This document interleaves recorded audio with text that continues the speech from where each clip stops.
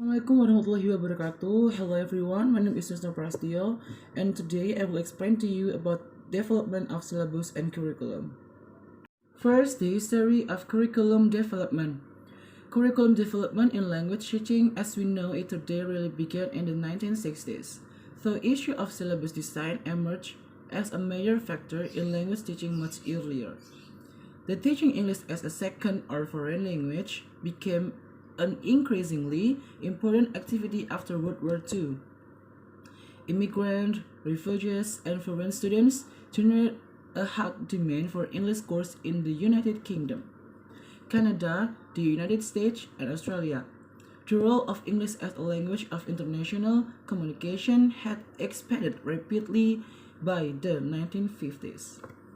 Alan say curriculum is a very general concept which involves consideration of the whole complex of philosophical, social, and administrative factors which contribute to the planning of an educational program. Syllabus, on the other hand, refers to the subpart of curriculum which is concerned with a specification of what units will be taught. Okay, what is curriculum development? Curriculum development is an essentially practical activity to improve the quality of language teaching through the use of systematic planning, development, and review practice in all aspects of a language program. Curriculum development is a more comprehensive process than syllabus design. It includes the processes that are used to determine the needs of a group of learners, to develop aims or objectives for a program, to address those needs, to determine an appropriate syllabus, course structure, teaching methods, and material, and to carry out an evaluation of the language program that results from this process. Next, move to the types of curriculum development. First, learner-centered design. The learner-centered design focuses on the understanding that each learner has different characteristics. The teachers or instructor are to give opportunities to the learner to take ownership of a project or assignment. They require to create chains for independent learning with well-regulated liberty. This indicates that students to take a more active role in the classroom, but it also be done under the instructor guidance. Second, subject-centered design. Subject-centered design is a traditional approach to curriculum that focuses on a particular subject matter or discipline rather than on the individual. Additionally, during the curriculum development process, this approach includes 4 subtypes of curriculum design: subject area design, discipline design, broad field design, and correlation design. And the third, problem-centered design. Problem-centered design is an approach that focuses on developing problem-solving skills, thinking and communication skills. This is a student-centric strategy wherein the learner are given problematic situations and encouraged to solve them after careful observation. Next is process of curriculum development. First, assessing the educational needs. Second, formulating objective and learning goals. Third, careful selection of learning experience to accomplish these objectives. Fourth, selecting the rich and valuable content through which teachers can offer the learner's experience. 5. Organizing and integrating learning experience with relevant content, keeping in mind and teaching learning process. And then the last is timely and accurate evaluation of all the above phases. And then curriculum development principles. First, principle of totality of experience. It is imperative to realize that curriculum does not merely indicate academic subjects traditionally taught in schools and college. It also includes the totality of experience a student gains through several curricular, extracurricular, and co-curricular activities. Second, principle of child-centeredness. Instead of sticking to the predetermined curriculum, instructor must consider the child concern, motive, and needs while developing the curriculum. In addition, while planning any curricular activities, educator must consider ways to enrich learner interests. Third, principle of conservation and creativity. While developing a curriculum, it is mandatory to include subject and experience that would help conserve cultural heritage. Fourth, principle of integration.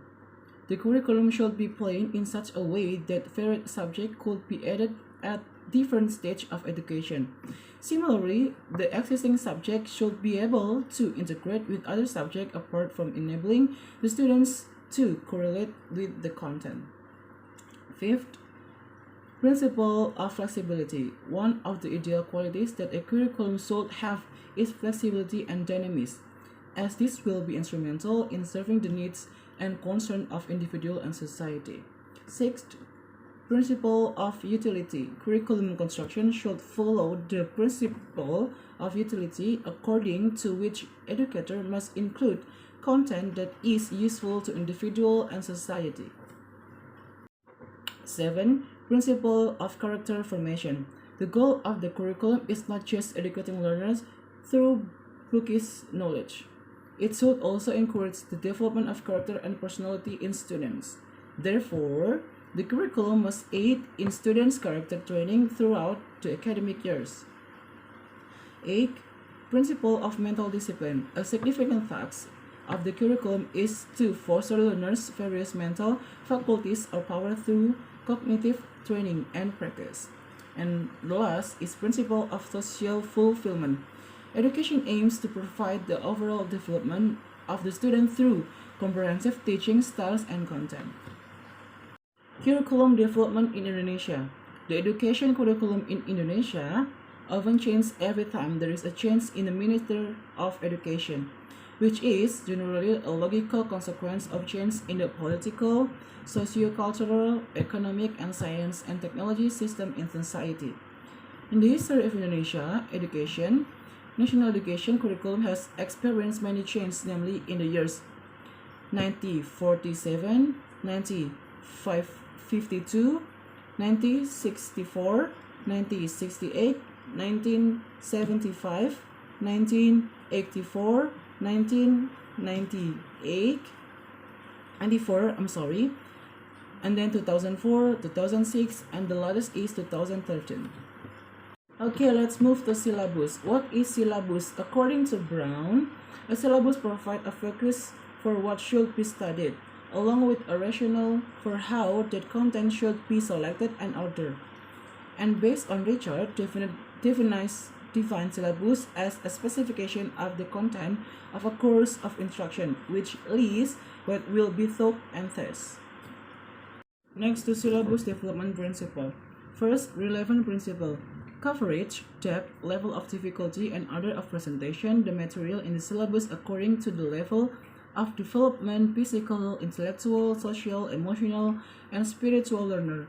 Second is systematic principle. The components of syllabus are interrelated, functional in achieving competence. Third, consistent principle. There is a consistent, steady principle, relation between basic competence, indicator, subject matter or learning, learning experience, learning resources, and assessment system.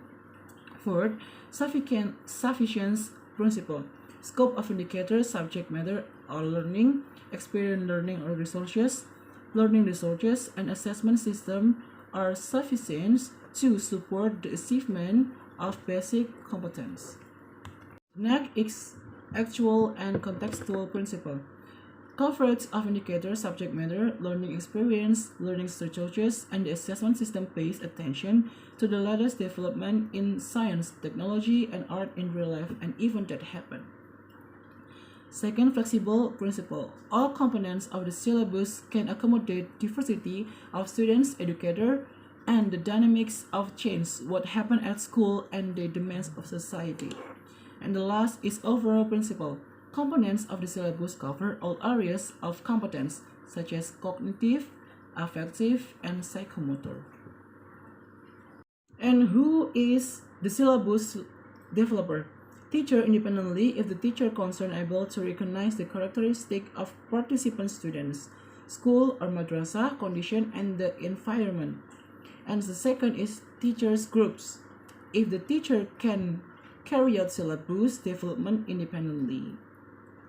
Steps preparations of syllabus development. First, reviewing competency standard or SK and basic competence or KD. And then second, identify the main or learning material. Third, develop learning activities.